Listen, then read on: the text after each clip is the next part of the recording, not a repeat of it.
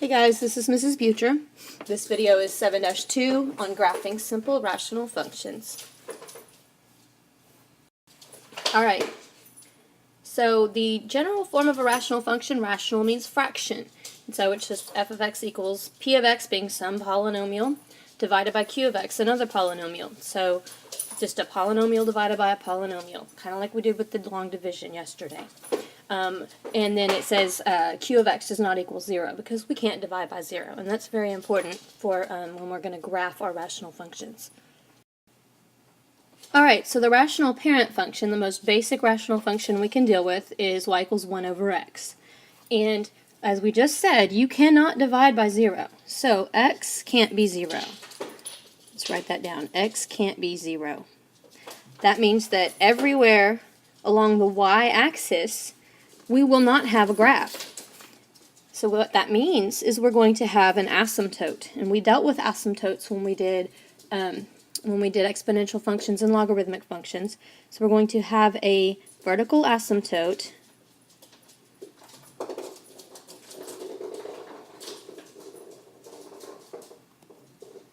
at x equals 0. And we're going to sketch that into our graph every single time. Whenever we have a rational function, you just take whatever's in the denominator, set it equal to 0, and that's what x cannot be. So we're going to have a dashed line at x equals 0. So right here, I know it's kind of hard to see, but dash it in anyway. Alright, so we have a vertical asymptote there. Now, if you think about 1 over x, and if you made a table for values, if x was 1, y would be 1, because 1 over 1 is 1. If x was 2, y would be 1 over 2, 1/2. If x was 3, y would be 1/3, and it just gets smaller and smaller as x gets larger. It approaches that asymptote. We also, as x gets smaller, if I had x as 1/2, 1 divided by 1/2 is 2. If x was 1/3, 1 divided by 1/3 is 3. But if you look at this, y will never equal 0. There is nothing that we can plug in for x that will give us a y value of 0, because if we plugged in a 0 for x, then we would get an undefined thing. So y can't equal 0 either. Y can't equal 0 either. That means that we have a horizontal asymptote, and from now on I'm going to abbreviate these with VA and HA. But we have a horizontal asymptote at y equals 0. So that means sketch that in along the x-axis.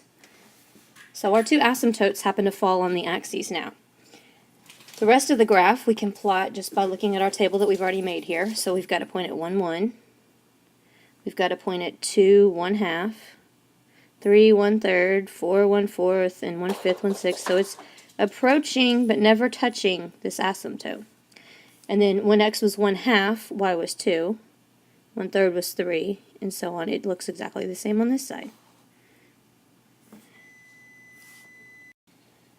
Now, if you were to plug in the negative x's, if x was -1, I'm just going to use the same chart, then y would be 1 over -1 is -1. -2 would be -1/2, and so all of these would just be the opposites.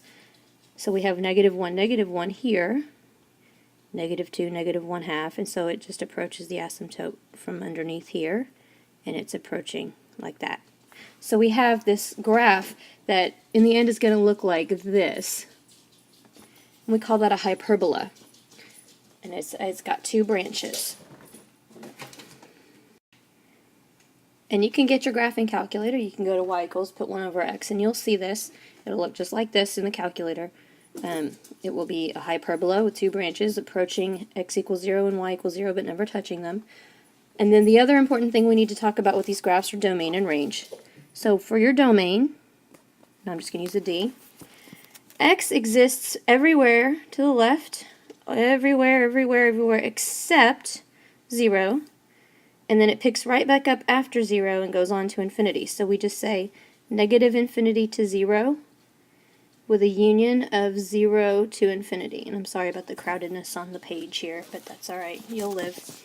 So -infinity to 0 and 0 to infinity. You don't have to put the u, some people do and some people don't.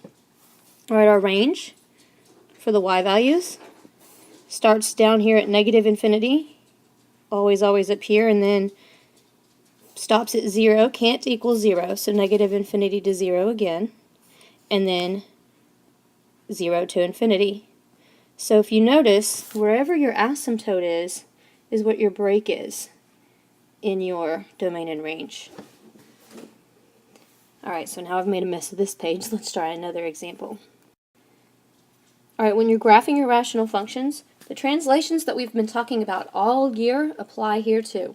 So if I had a number other than 1 on top, that would be our a value. That's going to be your stretch or shrink. If we add or subtract something in there in the denominator with x, that's going to be your horizontal shift. And if we add something after the function, that will be your vertical shift. So really, the most important thing to know about this is what's going to change is your asymptotes. If I shifted this graph horizontally, then the vertical asymptote would move. So h changes your vertical asymptote. Vertical asymptote at x equals h. And then if I shifted it up or down, then the horizontal asymptote's what would move. And so the k value affects your horizontal asymptote, and the horizontal asymptote, since it was at 0, it's now at y equals k. So look at this one. We have y equals negative 6 over x plus 3 and then plus 2. So we know the negative is going to reflect it over the x-axis, and all that means is that instead of having a hyperbola like this, we'll have a hyperbola like this. Okay, the 6 just means it's going to be stretched out by 6, but that doesn't really matter to what we're doing right now. What matters is this plus 3 and this plus 2. The x plus 3, that's going to shift our vertical asymptote over to the left 3 units. Remember, plus 3 with the x goes left 3. I'm going to write that down, shift left 3. Oh, this stylus is hard to write with, sorry. But it shifts left 3. That means that our vertical asymptote was at x equals 0, but now it's at x equals negative 3. And you can also figure that out by taking the denominator and saying, I'm not allowed to divide by 0. So if I said x plus 3 equals 0, x would have to be negative 3. And that's the location of your vertical asymptote. So I'm going to put a vertical asymptote at x equals negative 3. So that's our vertical asymptote right there. Alright, then the plus 2 shifts it up 2. Shift up 2. So your horizontal asymptote, which was at y equals 0, is now shifted up to y equals 2. So our horizontal asymptote is at y equals 2. So now we have a hyperbola with our asymptotes not on the axes, but we still have a horizontal and a vertical. So the rest of the graph you can just use, make a table. You can use your calculator, get points off the calculator, and we'll have points at negative 9, 3 is a good point. Negative 6, 4 is another really good point to use. I'm looking at the table in my calculator and pulling out the whole number of points. Negative 5, 5 is a good point. Negative 4, 8. And so that gives you a good enough idea of what this branch is doing. We also need the other side though. So I know at negative 3 my calculator says error. That's because there's an asymptote there. At negative 2 we have y is negative 4. Negative 1 is negative 1. 0, 0 is a point here. And then we go with 3, 1. And that's enough, really, to show that it is approaching that asymptote and approaching this asymptote. Just like that, with arrows on the end, because it does keep going. So there's our graph. We've got the most important parts. We've got the vertical asymptote, the horizontal asymptote. And then if we were to give it a domain and range, the domain is negative infinity until it hits the asymptote at negative 3, and then picks back up again after negative 3 and goes on to infinity. And of course I didn't leave room for my range. Okay, we'll write it little. The range is negative infinity, and it goes up until it hits the asymptote. This one is at 2, and then it picks up at 2 and goes on to infinity. All right. Okay, so in case you were wondering, all that noise in the background is my dog. She's playing with some stuff on the wood floor, so I apologize for that. All right. We also can do other rational functions. So far, we've graphed a couple where it was just a single number on top and then something with just x or x plus something in the bottom. We can also have something where we have a linear on top and a linear on bottom. Y equals ax plus b over cx plus d. We can have lots of other things too, but let's talk about this next. So when we have this situation, once again, you cannot divide by 0. So all you have to do to find your vertical asymptote is set the denominator equal to 0. So we just say cx plus d, whatever those numbers happen to be, equals 0, and we would solve for x. So in this case, it would be negative d over c. But you don't have to memorize that with the letters. Just know, set the denominator equal to 0 to get your vertical asymptote. And then as far as your horizontal asymptote, it's different. When it was 1 over x, it was always going to be at 0, y equals 0. When you have a single x on top and bottom, then what you do for your horizontal asymptote, so this is important, write this down, the horizontal asymptote is going to be the ratio of the coefficient on this x to the coefficient on that x, a over c. So if it was 2x on top and 3x on bottom, it'd be 2/3, y equals 2/3. Whatever that ratio happens to be, that's where your horizontal asymptote is going to go. Alright, so let's practice.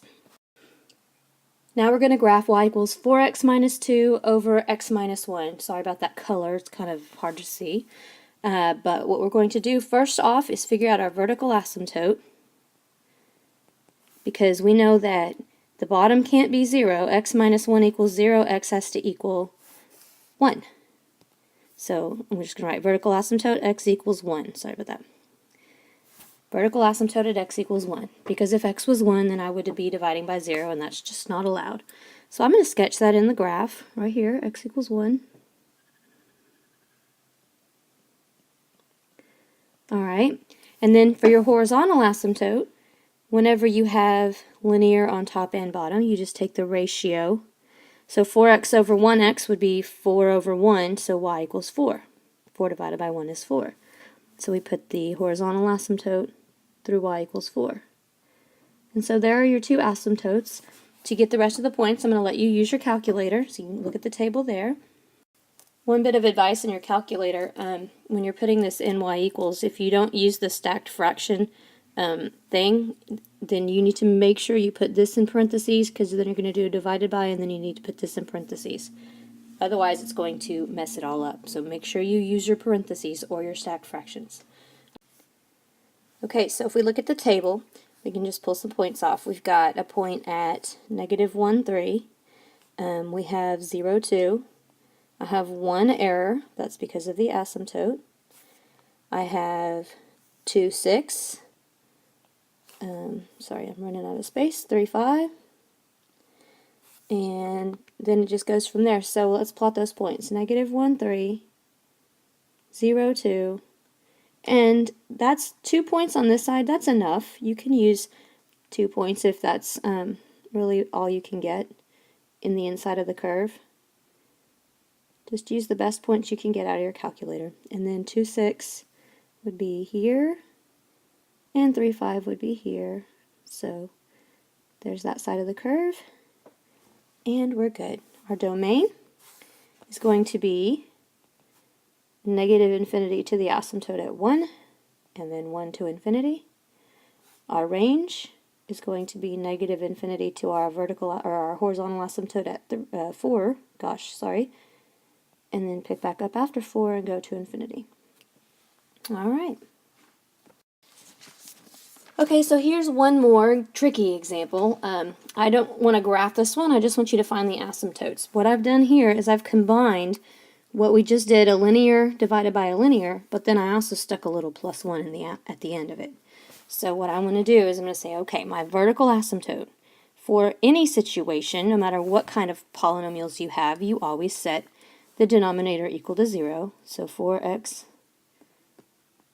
minus 3 equals 0. So we'd add 3 to both sides and divide by 4. X equals 3/4. That's your vertical asymptote. X equals 3/4. And then to find your horizontal asymptote, I told you when you had linear over linear, you take the ratio here. And if you took 8x over 4x, you would get y equals 2. But here's the thing. This plus 1 in the end, no matter what kind of function we ever have, when you add a number at the end, it shifts it. It shifts the whole entire thing. So if I shifted this up 1, I would actually be adding 1 to my horizontal asymptote as well.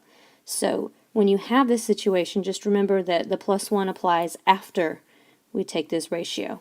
So it'd actually be y equals 3. And that's it. That's it for our examples. See, this is what happens when you divide by 0.